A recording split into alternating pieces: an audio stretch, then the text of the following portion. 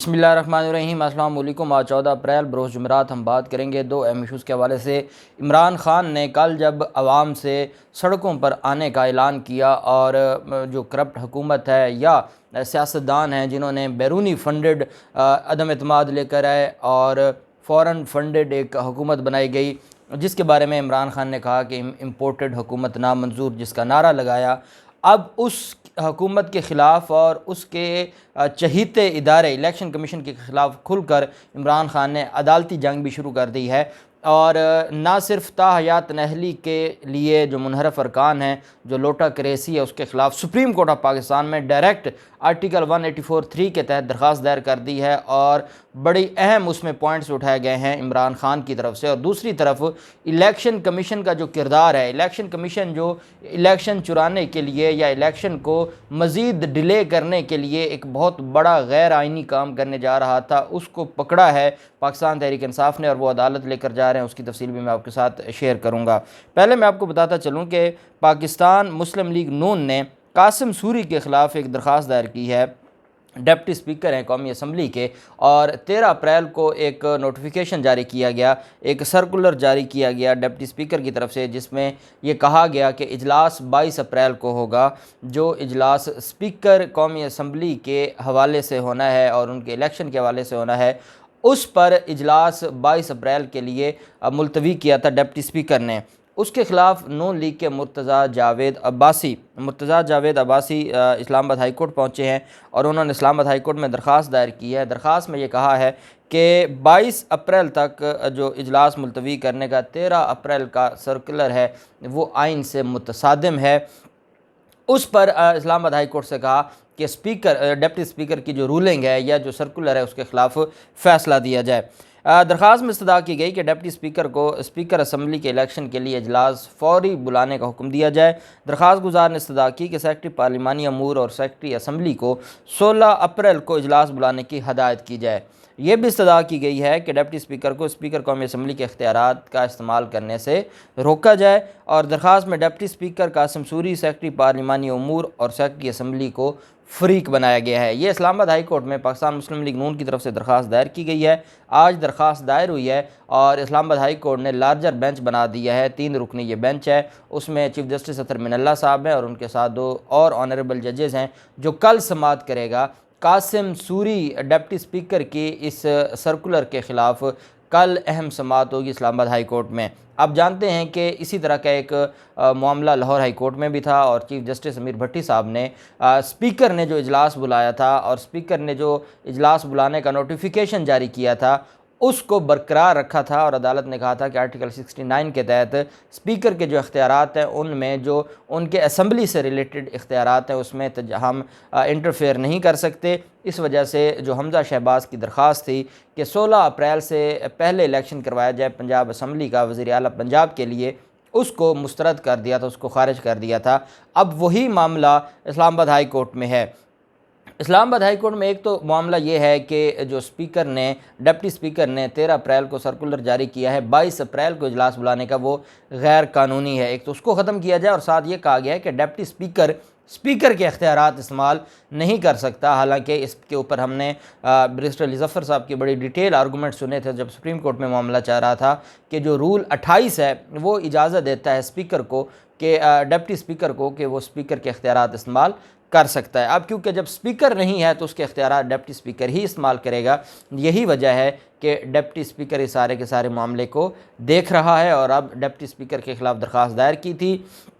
मैंने आपको बताया था कि सुप्रीम कोर्ट ऑफ पाकिस्तान ने जो पिंडोरा खोला है और जिसकी वजह से जो रिलीफ़ दिया गया था, जिसको एक्स्ट्रा ऑर्डिनरी रिलीफ़ कहा जाए तो वो गलत नहीं होगा, उसने आर्टिकल 69 की दीवार सुप्रीम कोर्ट ने एक दफ़ा फलांगी और अब वो सिलसिला ऐसा शुरू होगा कि शायद फिर ये मामला थमने को नहीं आएगा। और अभी स्पीकर तो उनका बन जाएगा, डिप्टी स्पीकर भी अगर उनका बन जाता है तो ये आए रोज़ मामला अदालतों में जाएंगे और ये ऐसे ही तमाशा लगा रहेगा। क्योंकि एक किसी हिकमत की वजह से, किसी बहुत बड़ी स्ट्रैटेजी की वजह से ही जो लेजिस्लेशन थी 1973 का आइन बनाने वाले थे, उन्होंने आर्टिकल 68 और 69 किसी वजह से ही शामिल किया था। उसकी एक बहुत बड़ी वजह थी कि दोनों इदारे अपनी अपनी हदूद में रहेंगे, लेकिन जब एक इदारे ने अपनी हद क्रॉस की है तो अब ये एक दफ़ा दीवार है वो टूट गई है, वहाँ रास्ता बन गया है, अब हर कोई आता जाता रहेगा और ये तमाशा लगा रहेगा। देखते हैं कल इसके ऊपर क्या समाअत होती है। दूसरी तरफ पाकिस्तान तहरीक इंसाफ की तरफ से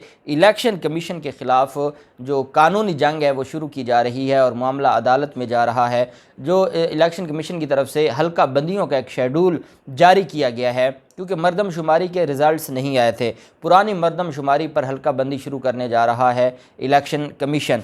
अब हल्का बंदी तो तब शुरू की जाती है कि कोई नई मरदमशुमारी हुई है और उसका रिज़ल्ट आ गया और उसको मद्देनज़र रखते हुए नई हल्का बंदियों का ऐलान किया जाता है। जब आपने नई मरदमशुमारी का रिज़ल्ट नहीं आया और आप उसका इंतज़ार भी नहीं कर रहे और आप डायरेक्ट जा रहे हैं हल्का बंदियों में, तो ये एक गैर आइनी काम है और गैर आइनी काम के ख़िलाफ़ पाकिस्तान तहरीक इंसाफ ने कहा है कि हम डट के खड़े हैं। हम सिर्फ सड़कों पर नहीं एहतजाज करेंगे, हम सिर्फ रोडों पर एहतजाज नहीं करेंगे, हम सिर्फ अवामी अदालत नहीं लगाएंगे, हम मुल्क की अदालतें जो हमारे टैक्सों के पैसों से चलती हैं उन अदालतों में भी जाएंगे, वहाँ जाकर भी हम अपना हक़ मांगेंगे, वहाँ भी हम अपना राइट मांगेंगे जो हमारा फंडामेंटल राइट है।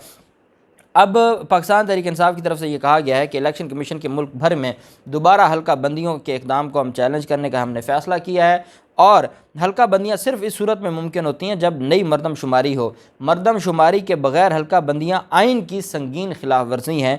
इलेक्शन कमीशन इंतखाबी अमल को मुतनाज़ बनाने के मिशन पर है जो वो नाकाम होगा और इलेक्शन कमीशन सिर्फ और सिर्फ, पहले तो पाकिस्तान तहरीक इंसाफ की हुकूमत पहले भी इलेक्शन कमीशन पर यह इल्ज़ाम लगा चुकी है कि ये अपोजिशन, जो उस वक्त की अपोजिशन थी, जो अब हुकूमत है, उनकी बी टीम बन चुका है इलेक्शन कमीशन। लेकिन अब तो बी टीम बनने की ज़रूरत ही नहीं है, अब तो आप कह सकते हैं कि फ्रंट मैन बन चुका है। और चीफ़ इलेक्शन कमिश्नर का वो जो बयान था सुप्रीम कोर्ट में, जब सुप्रीम कोर्ट फैसला महफूज करती है और उसी वक्त जो चीफ़ इलेक्शन कमिश्नर की तरफ से एक स्टेटमेंट मीडिया पर जारी की जाती है कि अब इलेक्शन पॉसिबल नहीं है, हालांकि वही इलेक्शन कमीशन 3 दिन से अपने तर्जमान के ज़रिए प्रेस रिलीज़ जारी कर रहा था और कह रहा था कि हम इलेक्शन 3 माह के अंदर अंदर करवाने में हम तैयार हैं, हम इलेक्शन करवा रहे हैं। क्योंकि कुछ लोगों ने कहा, कुछ वुज़रा ने उस वक्त कहा था कि इलेक्शन कमीशन की जिम्मेदारी है 3 माह में इलेक्शन करवाना। उन्होंने कहा कि हम जो वुज़रा ये कह रहे हैं कि हम तैयार नहीं हैं, ये गलत है, हम तैयार हैं। लेकिन जैसे सुप्रीम कोर्ट में मामला किसी और तरफ जाने लगा तो जिसने इलेक्शन करवाना था वही बैठ गया, उसने कहा जी मेरे पास तो अभी है ही नहीं, मैं तो करवा ही नहीं सकता।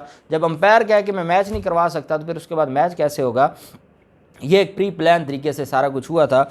उस पर फिर अब ये मामला जा रहा है अदालत में, इस्लामाबाद हाई कोर्ट में, और इसके हवाले से जो मुतनाज़ बनाने का एक इलेक्शन को मुतनाज़ बनाने का और इलेक्शन चुराने का जो एक पहले प्री प्लान एक रिगिंग करने का एक वकूआ था जो इलेक्शन कमीशन करने जा रहा था, मौजूदा हुकूमत के साथ मिलकर उसको पकड़ लिया है पाकिस्तान तहरीक इंसाफ ने और आइन की संगीन खिलाफ वर्जी करार देते हुए उसको अब अदालत लेकर जा रहे हैं। दूसरी तरफ मुनहरफ अरकान के ख़िलाफ़ ताहयात नहली का जो मामला था उसको सुप्रीम कोर्ट ऑफ पाकिस्तान में 184(3) में लेकर गई है पाकिस्तान तहरीक इंसाफ। आप जानते हैं कि पहले सदारती रेफरेंस पेंडिंग था, उसको नई हुकूमत ने आते ही डिप्टी अटारनी जनरल के ज़रिए एक दरख्वास्त दी और कहा कि इसको पेंडिंग किया जाए क्योंकि अभी हमारा अटारनी जनरल नहीं है। अटारनी जनरल के लिए ये मुख्तलिफ अशतर औसाफ का भी नाम आ रहा है, मुख्तलिफ जो सलमान अकरम राजा साहब का भी नाम है और बाकी भी नाम है। तो उन अटारनी जनरल बनाने के लिए अब वो सदारती रेफरेंस उन्होंने पेंडिंग करवा दिया, वो तो री लिस्ट हो गया था। अब पाकिस्तान तहरीक इंसाफ ये देख रही है कि अब इस हुकूमत ने तो सदारती रेफरेंस को नहीं चलने देना, हम अगर हाथ पे हाथ रख के बैठे रहेंगे तो मामला हल नहीं होगा। हम उन 20 मुनहरफ अरकान का क्या करें जिन्होंने हमारे साथ धोखा किया, हमारे साथ गद्दारी की, उन्होंने आइन की संगीन खिलाफ वर्जी की, आर्टिकल 63A की खिलाफ वर्जी की। इस वजह से इन लोगों को माफ़ी नहीं मिलनी चाहिए और इनके खिलाफ़ ताहयात नहली होनी चाहिए। पाकिस्तान तहरीक इंसाफ की तरफ से ये दरख्वास्त दायर की गई है। डॉक्टर बाबर अवान साहब की वसातत से पाकिस्तान तहरीक इंसाफ ने यह दरख्वास्त दायर की है। दरख्वास्त में अदालत से इस्तदा की गई है कि जमात से मुनहरफ होने वाले अरकान असम्बली को ताहयात नहल करार दिया जाए। जमात छोड़ने और पैसे लेकर फ्लोर क्रॉसिंग करने वाले अरकान आइन की खिलाफ वर्जी करते हैं। जमात की पॉलिसी पर अमल न करने वालों के खिलाफ आर्टिकल 63A के मुताबिक कार्रवाई अमल में लाई जाए।